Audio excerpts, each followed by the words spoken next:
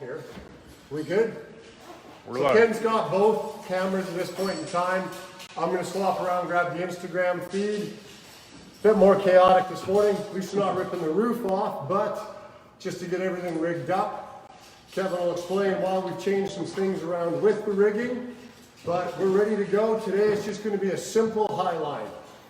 The next one we'll get into reeve systems, but for today, simple Highline. We all good to go, boys? Yep, we're ready to go.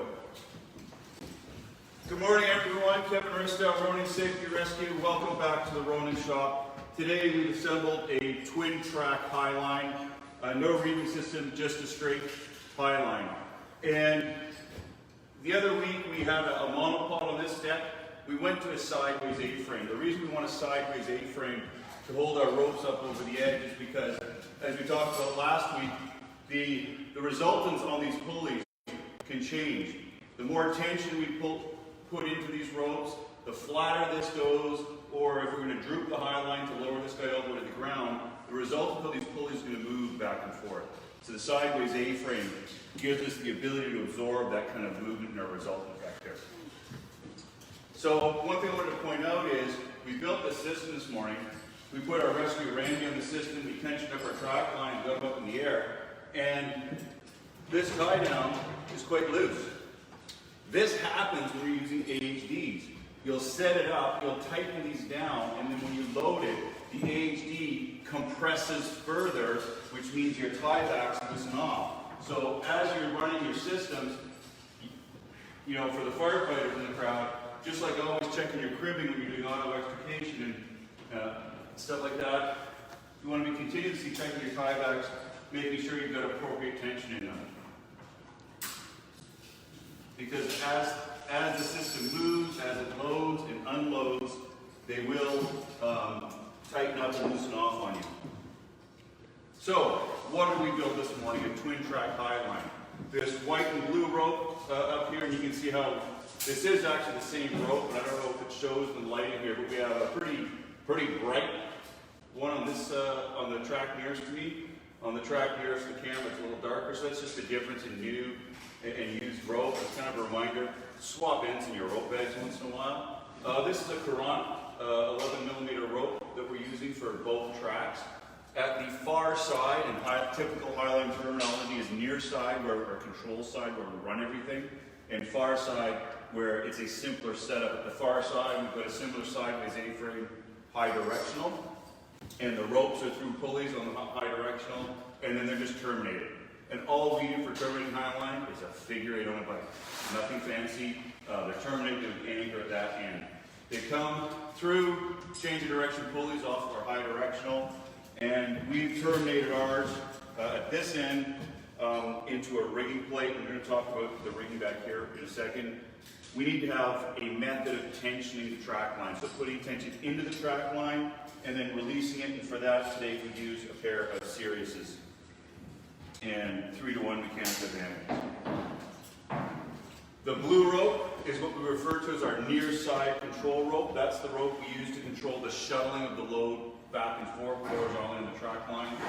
As well, on the far side of the carriage is a red rope, the far side control. So in order to move this load horizontally, which is the whole point of a Highline's horizontal movement of the load, I need to communicate with my far side operator, and if the load is going to go to the far side, we have to communicate, and it's going to be far side's going to take in rope, they'll actually be hauling, while the blue rope or near side is letting out or lowering.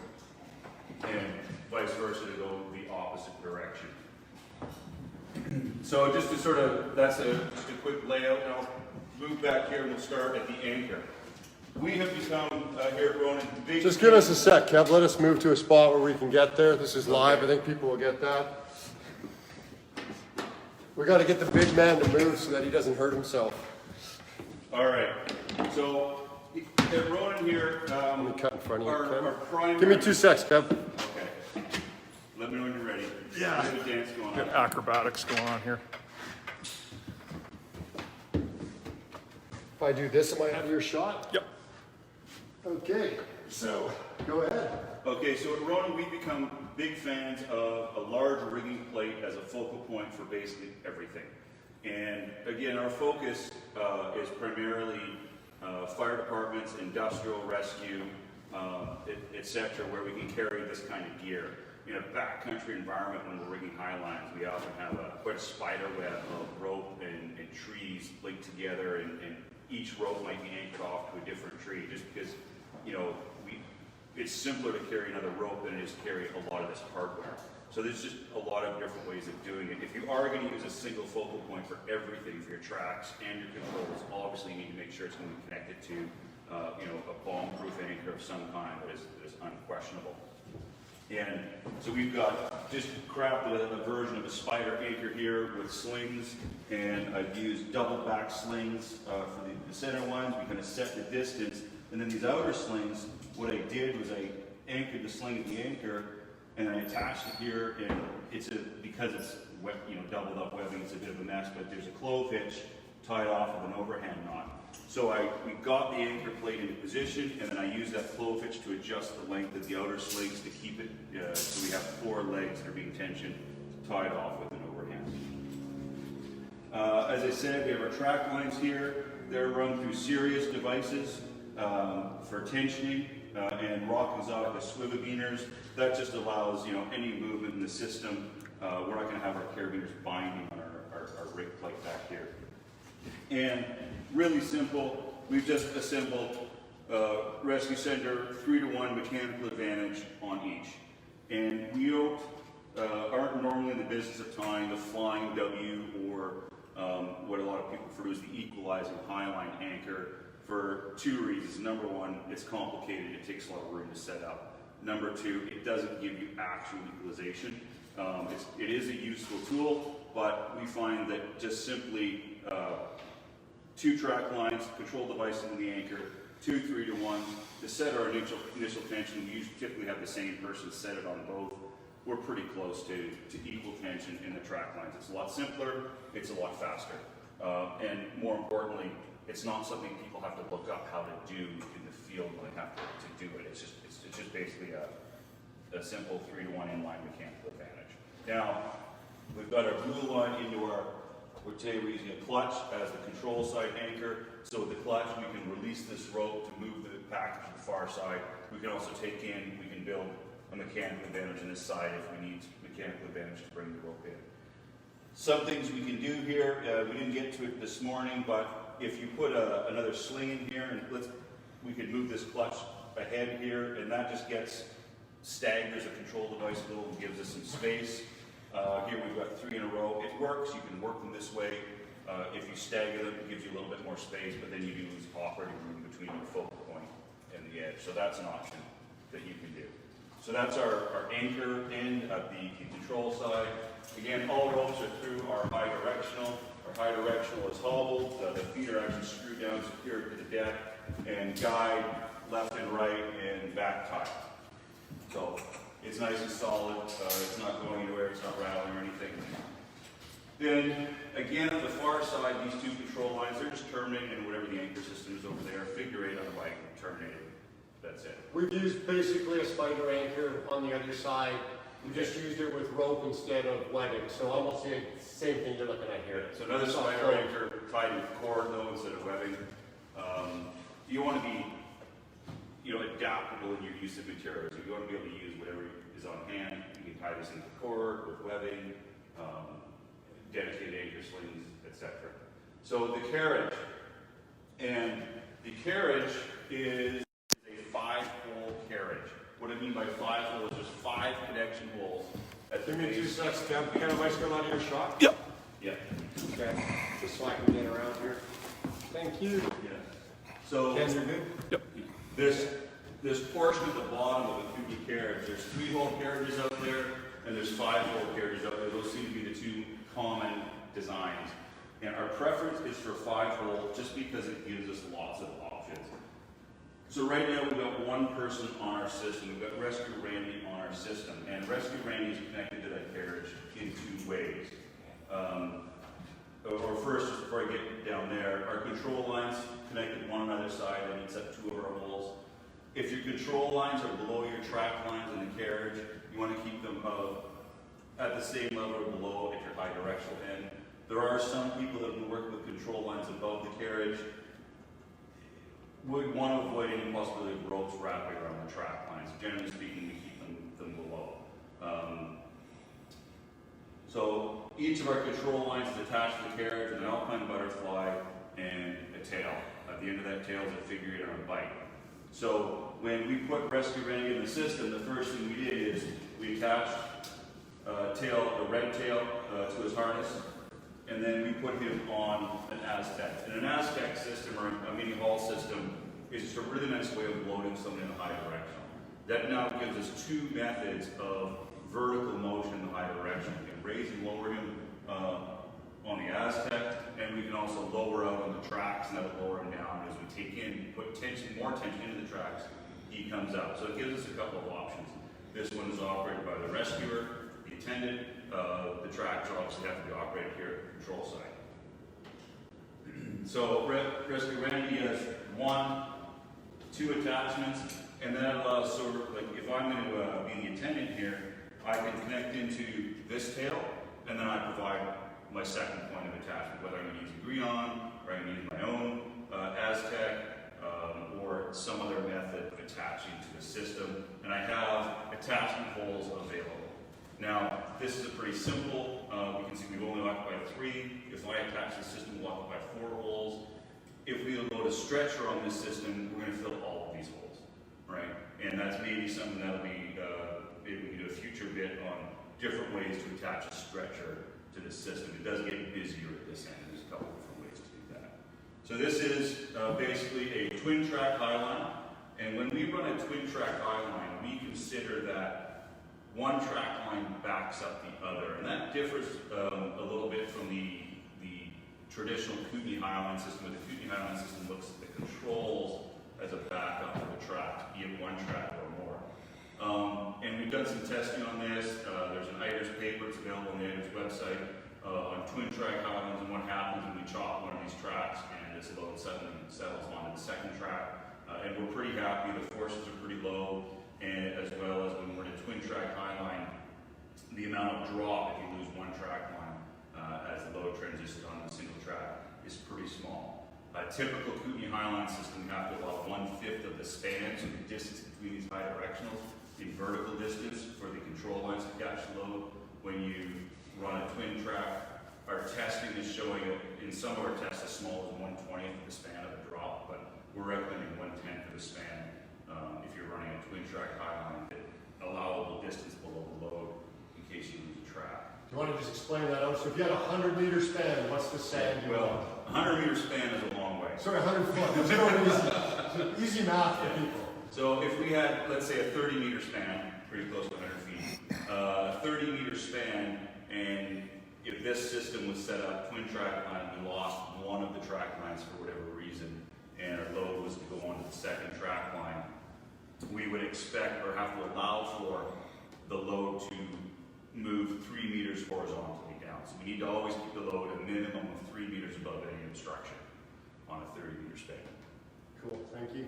Yeah. There's some rules to tensioning these track lines. The more tension we put in, the flatter this gets. Right now, this is actually a pretty flat internal angle. It's kind of hard to get in a position where we can accurately estimate it. We're just in the shop. We've just got one Rescue Randy on. When we tension the track lines, we typically do it hand tension, one person on a 3-to-1 on each track for initial tension. And then there's a rule, and the rule of 12-to-1. When you use an 11-millimeter span, right now we're near this side, so there's actually the force on this high direction anchor is different than the force on the far side high direction anchor. You can see this anchor here is not even.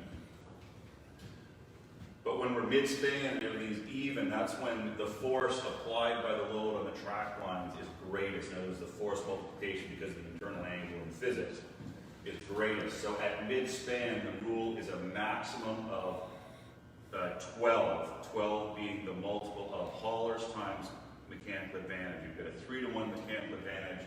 That would be a maximum of 4 haulers applying tension in the system. That's the field goal for limiting the amount of tension you put into the Highlines. That keeps our numbers low. It keeps us below the slip points for devices. We are using devices that will slip if our tension goes too high. We'll get some slip there, and that'll lower the tension. sort of for us. Obviously, we don't want to get to that point. In field experience, it's really hard to get past 4 kilograms of tension at the anchor. In order to do that, you've got to be putting a lot of muscle into your tensioning system. A couple of people on 3-to-1s, 5-to-1s, I see people struggling to get past about 3.5 kilograms of tension at the anchor end when we put enforcers in and measure this stuff. So we're typically not getting to those numbers. If you find yourself putting a lot of tension into your system, a lot of effort into your system, it's time to back off and think and do that. Look at your MA system, look at your internal angle, apply the rule of 12, and figure out what you're doing. Maybe figure out a different way to do things.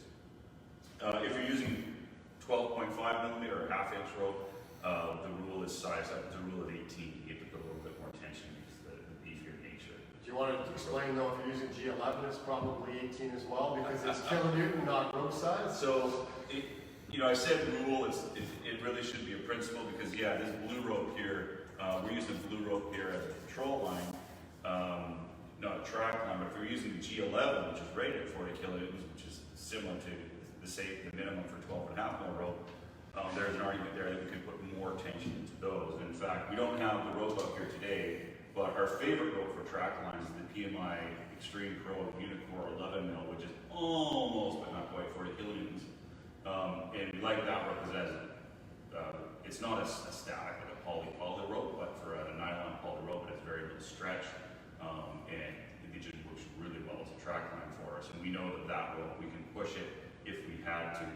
Typically, we find we don't have to push, when we build a lot of Highlines here at Ronan, we really don't have to push the tension in track lines that high. Again, typically we're not seeing more than 3.5 kilonewtons at the anchor end. So that is basically our setup, and I think what we'll do now is we'll lower the load up to mid-span, and then I'll show you what it looks like to droop the track line. So far side, ready to lower out? Very lower. So the terminology when we're going horizontal is a little bit weird. We tend to default to our vertical system terminology. So I just add the out, right? If this is a vertical system, I'd be saying lower, and I'm lowering out. It's going out and away from me, and what that means to Pat is he has to take in. So I'm going to lower out here, and Pat is going to take in on the far side. I'm going to operate the clutch and lowering.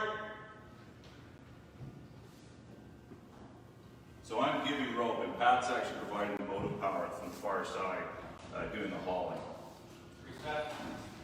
So what are you running over there, Pat, for that day? Just running a 3-to-1 on the technical rig. He's running a 3-to-1 on the rig. So my choice of device is near side. The reason I use I saved the clutch. I had 1 clutch and 2 series. And good there. Bolt. Okay, keep going, but there's a question about, is the point on the roller, I'm assuming he means pulley 1 point or 2. We'll talk about that at the end. That's a great question, but carry on, Kev. So the reason I put the clutch here is that depending upon the internal angle you've got, your load and whatnot, if we're bringing the load back this way, I may have to actually put a lot of effort into a haul system to get the load up and include the edge. So I want my most efficient pulley for the actual motion of the load. The track line, I'm happy with using pets like these, things like the Sirius. These aren't as efficient devices at the hauling side of things as the clutch is, and I know that more of my effort is going to be on the hauling on the control side with the rest of the load, so I put my more efficient hauling device there. Okay, so now we've got the load mid-span, and so again, we have 2 options. As I said, the way we bring this, we put the 4-to-1 onto the patient connection, which means that the rescuer at that end can easily raise or lower the patient, but we also are able to raise and lower from the track line. So because I'm going to lower out the track, I'm going to remove my 3-to-1 MA, just so it's out of the way. Nice thing about using a large rig like this is the Rock Exotic 7, which I'm a big fan of, because it has so many connection points. Hint, hint, Brandon. Shameless product placement. Yes. If you like, Look at the swivel thing that Rock Exotic says, and make sure that Rock Exotica knows that because currently it is not in production. It's my favorite. Yes. But DMM, Petzl, lots of manufactured water treatment that's out there. So the Siriuses, You okay, Ken? and lowering track. You gotta push the button on the back one to get them going.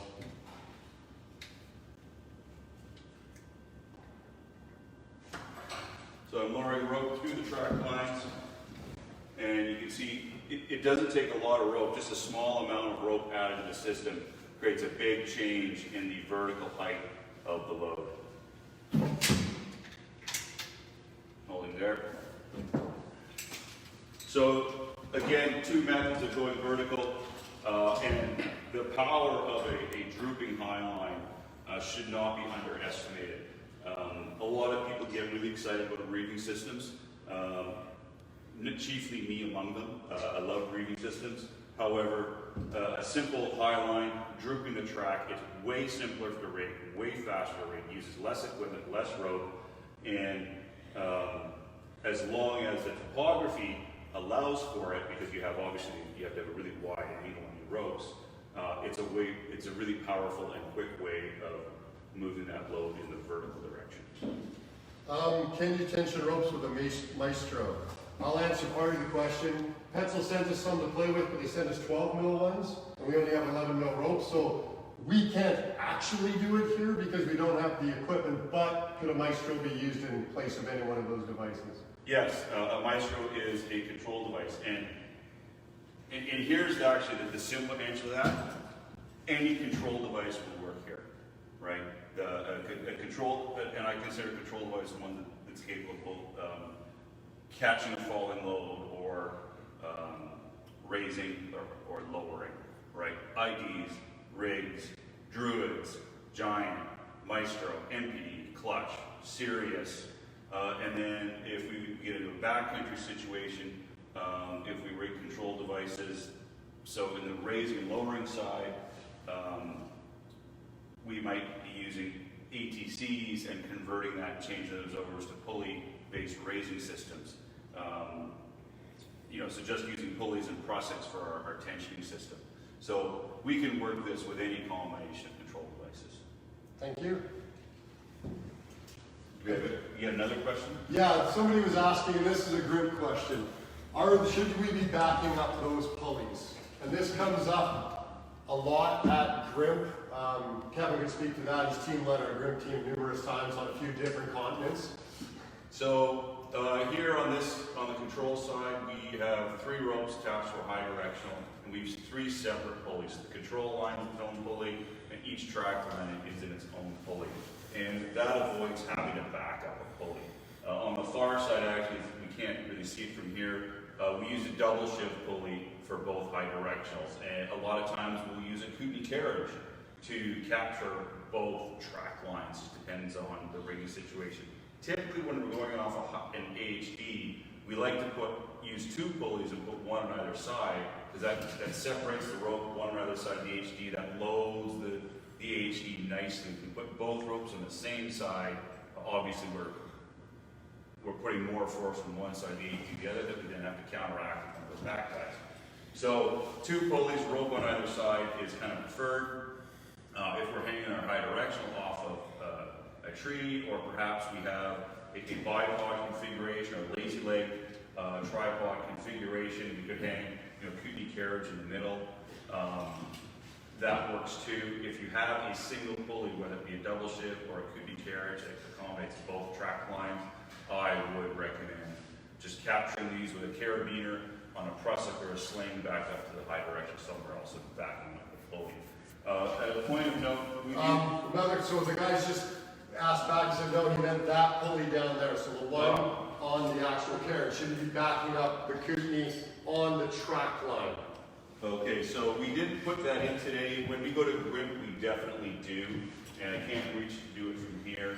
The simplest way to back up that carriage, we just take a carabiner, and where the butterflies attached to the carriage, we put another carabiner into that butterfly loop and clip that carabiner over the track lines, and then it's backed up. So the Kootenai carriage when used as a carriage, some people consider the Kootenai carriage to be an acceptable critical point. Certainly that's the way it is in North America, especially in backcountry rescue. They're pretty happy with the Kootenai carriage and not backing it up. When we do go to Europe, and it's become pretty much standard practice for us, we would back that up again, like I said, with the carabiner into the. I just typically put one carabiner into both butterflies just to make it symmetrical, because symmetrical makes me happy. Asymmetrical doesn't make me happy.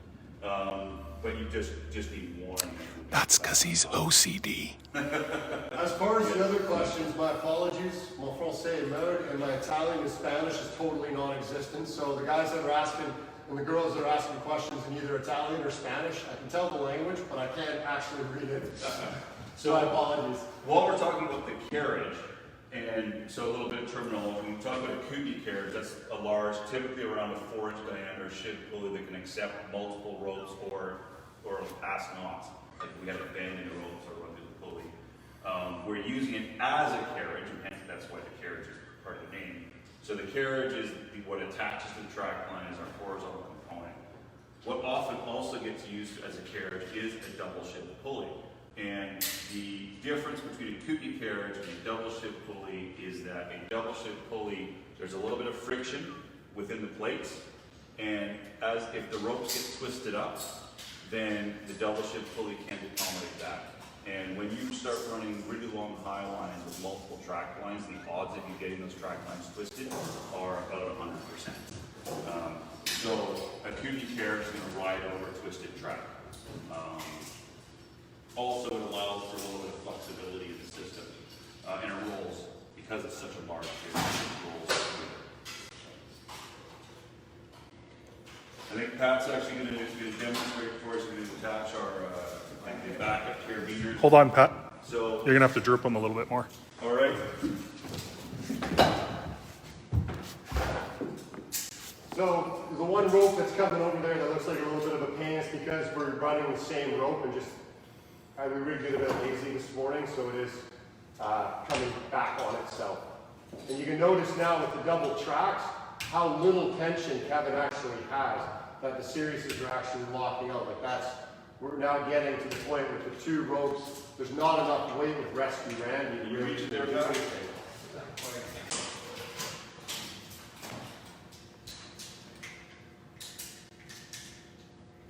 What's up from southeast Wisconsin?